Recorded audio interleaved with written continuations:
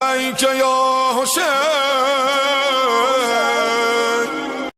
28 رجب کو امام حسین کا سفر شروع ہوا. اس سفر کے چند جملے مصاحب کے پڑھے جاتے ہیں.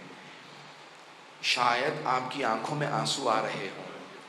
ہر آدمی محسوس کر رہا ہے حسین کربلا پہنچنے والے ہیں. 2 محرم کو پہنچے تھے نا. یہ آنکھوں میں آتے آنسو بتا رہے ہیں شاید کوئی حسین کربلا پہنچنے والے ہیں. عزیزان گرامی، 28 رجب کو سفر سے پہلے ایک مرتبہ ایک خط پہنچا مروان کے نام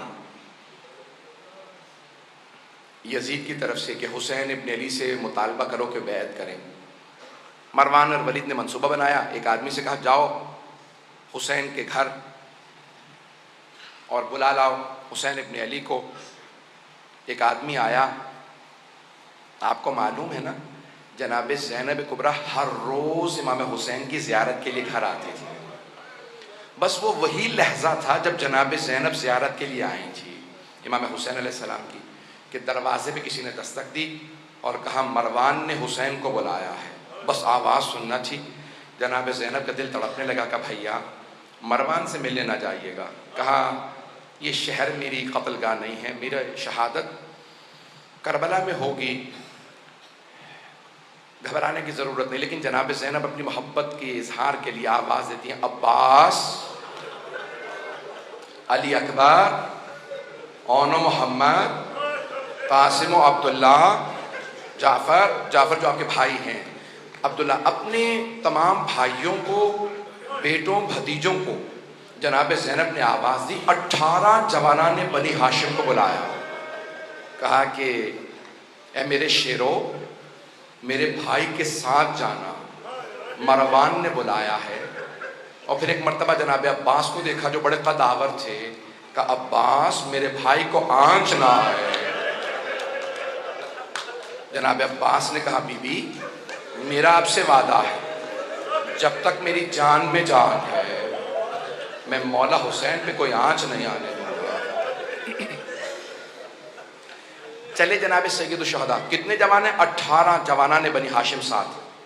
کیا کیا؟ سب نے تلواریں حمائل کر لی اور ایک مرتبہ چلے.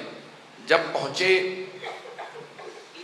دارالامارہ یا گورنر کے گھر پہ پہنچے تو ایک مرتبہ لوگ جو سپاہی کھڑے تھے انہوں نے سب کو روکا کہ آپ لوگ نہیں جا سکتے، صرف حسین جا سکتے ہیں. تو جناب عباس نے اسے کچھ نہیں کہا.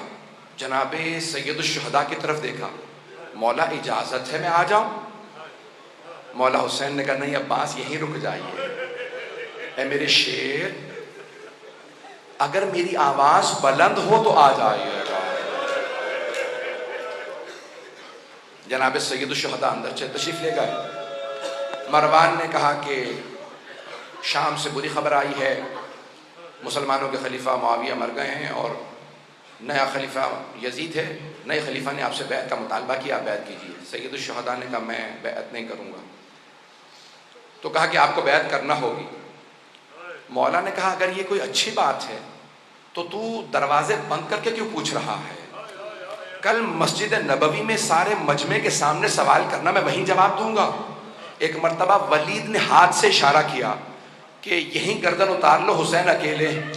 ایک مرتبہ سید الشہداء کو جلال آیا. کہا یبن الزرقاء، اور نیلگوں نین رکھنے والی عورت کے بیٹے.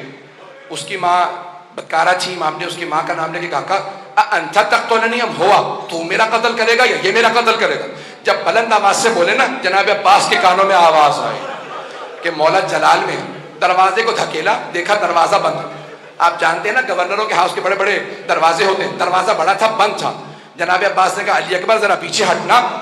اپنا بازو دروازے پہ مارا، دروازہ گرا دیا. دروازہ گرا کے فوراً تیزی سے اندر بڑھے. تلوار کھینچی. کہا مولا کیا حکم ہے، کس کا سر قلم کر دوں؟ مولا حسین نے سینے پہ ہاتھ رکھا. کہا عباس یہ نانا کا شہر مدینہ ہے، میں نہیں چاہتا یہاں خون بہے، تلوار واپس رکھ لیجیے. جناب عباس نے تلوار رکھی. دونوں کو دیکھا، مروان و ولید کو دیکھا. کہا اگر میرے آقا مجھے حکم دیتے میں تم دونوں کو جان سے مار دیتا، لیکن میرے مولا نے اجازت نہیں دی. میں ایک مرتبہ ہاتھ جوڑ کے کہوں گا مولا عباس ابھی مولا حسین کی آواز کچھ بلند ہوئی تھی. آپ نے دروازہ گرا دیا۔ مولا جب عصر عاشور حسین چیخ چیخ کے کہیں گے حل من ناصر ینصرنا،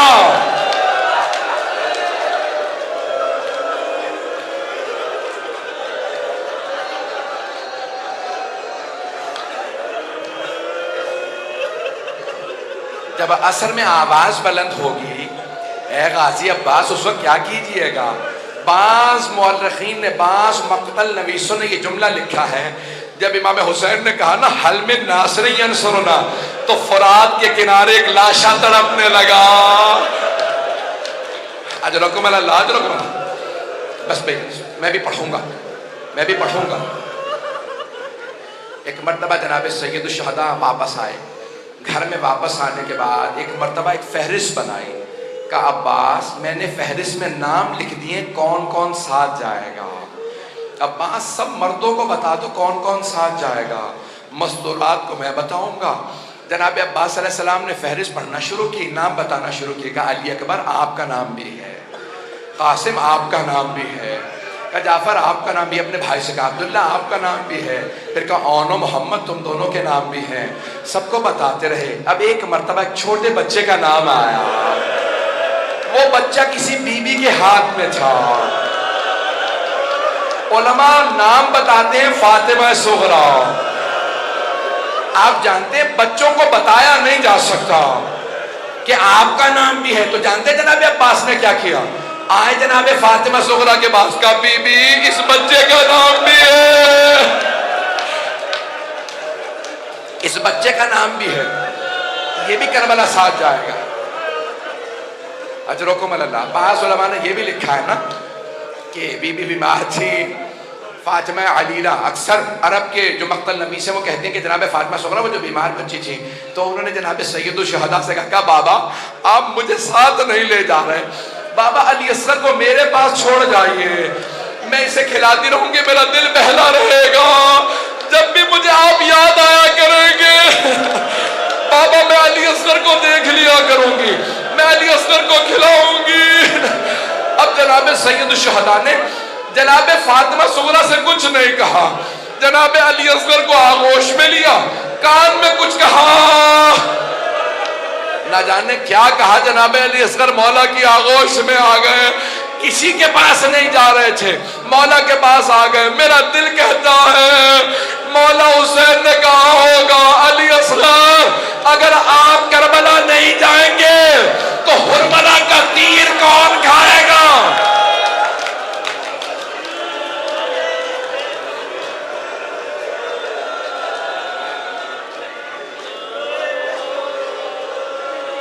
بس بھئی کوئی رونے میں بخل نہ کرے، پہلی شب ہے نا، جناب سیدہ کو پرسہ دیجئے گا، بی بی آپ کی بیٹیوں کا، آپ کی آل کا اس طرح سے شہید ہونا، ایسے اسیر ہونا، ہم آپ کو پرسہ دینے آئے ہیں، ہر آدمی نیت کر کے آئے میں بی بی کو پرسہ دینے جا رہا، اجرکم اللہ۔ بس بھئی مولا حسین نے فہرست دی اور خود چلے گئے اپنے نانا سے ودا کرنے کے لیے۔ جانتے ہیں کیسے ودا کیا؟ الوقائع والحوادث میں مرحوم محمد تقی ملبوبی نے لکھا ہے کہ ایک مرتبہ جب آئے نا روضہ رسول پہ، جناب ام سلمہ موجود تھی، گھر میں روضہ رسول ہے، کہا جناب ام سلمہ نے کہا بیٹا یہ کیا حالت بنا رکھی ہے؟ کہا نانی اماں نانا کی امت مجھے رہنے نہیں دے رہی مدینے میں۔ جناب سید الشہداء قبر مطہر سے لپٹ گئے، جناب رسول خدا کی قبر سے لپٹ کے وہیں پہ گر گئے، یہاں تک کہ بے ہوش ہو گئے۔ جب غش میں آئے نا تو خود ہی فرماتے ہیں کہ میں نے کیا دیکھا جب میں غش میں آیا کہ میرے نانا قبر سے اٹھے، مجھے گلے سے لگایا اور کہنے لگے کہ اے حسین میں آپ سے بہت محبت کرتا ہوں، میں آپ کے ساتھ چلوں گا۔ کہا نانا کیا حکم ہے؟ کہا ان اللہ شاء ان یراک قتیلا، مشیت پروردگار یہی ہے کہ آپ کی شہادت ہوگی۔ کہا نانا شہادت مجھے قبول ہے، میری بہنوں سے متعلق کیا حکم ہے؟ کہا ان اللہ شاء ان یراہن سبایا، اے میرے لال مشیت تو یہی ہے کہ آپ کی بہنوں کو قیدی بنایا جائے گا۔ حسین روتے ہوئے اٹھے، ایک مرتبہ سب نے سوال کیا مولا اتنا رو رہے کیا بات ہے؟ کہ میرے نانا نے کہا کہ مشیت یہی ہے میری شہادت ہوگی۔ کہ شہادت پہ رو رہے ہیں؟ کہا نہیں، رو اس بات پہ رہا ہوں میری بہنوں کو قیدی بنایا جائے گا۔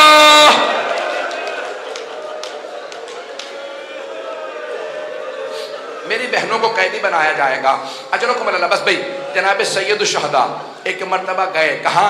اپنی ماں جناب سیدہ کی قبر پہ گئے۔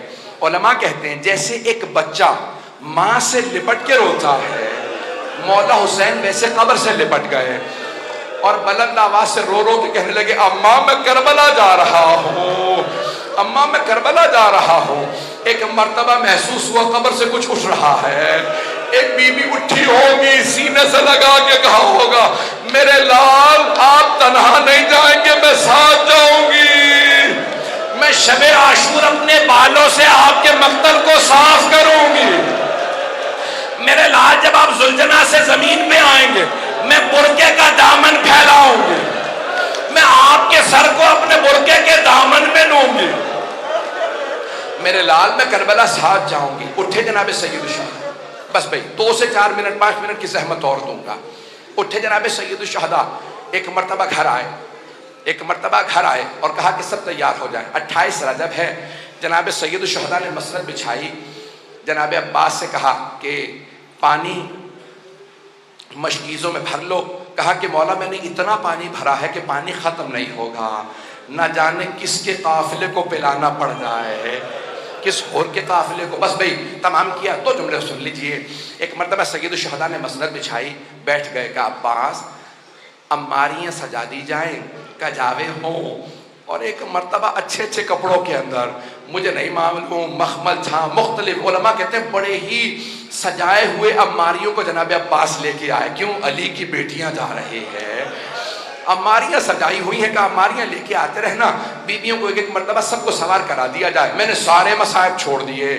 ایک مرتبہ سید الشہداء مسند بچھائے بیٹھے ہیں، آواز دی، ایک کنیز سے کہا کہ سب کو بیویوں کو بلاتے رہنا، آواز دی کہ حسن مجتبیٰ کی بیوہ آ رہی ہے۔ مولا حسین نے آواز دی قاسم ماں کو سوار کرا دو۔ جناب عبداللہ، جناب قاسم و عبداللہ، ایک نے اپنا گھٹنا زمین پہ رکھا، دوسرے نے اماری کا پردہ ہٹایا، بازو تھاما، ماں کو سوار کرا دیا، سارے میں نے مصائب چھوڑ دیے۔ سنیں گے جملہ؟ ایک مرتبہ کسی نے کہا لیلا آ رہی ہے، مولا حسین نے کہا علی اکبر ماں کو سوار کرا دو۔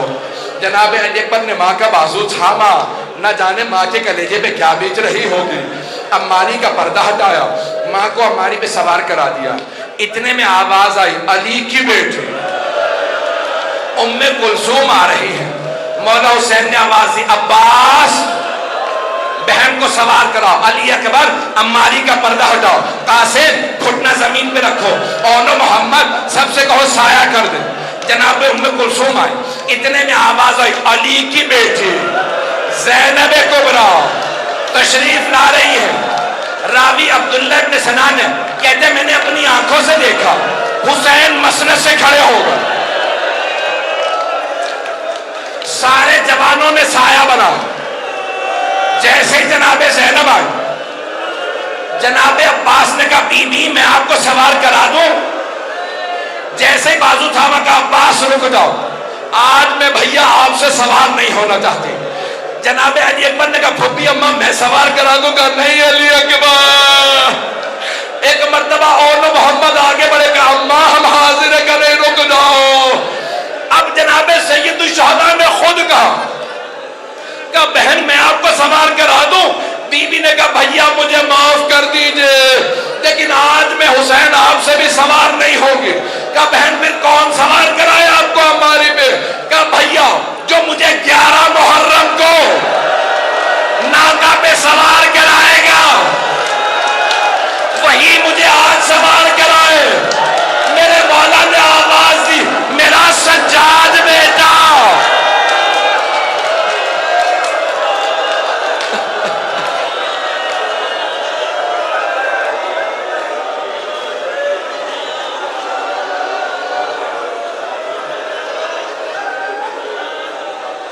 الا لعنت اللہ علی القوم الظالمین۔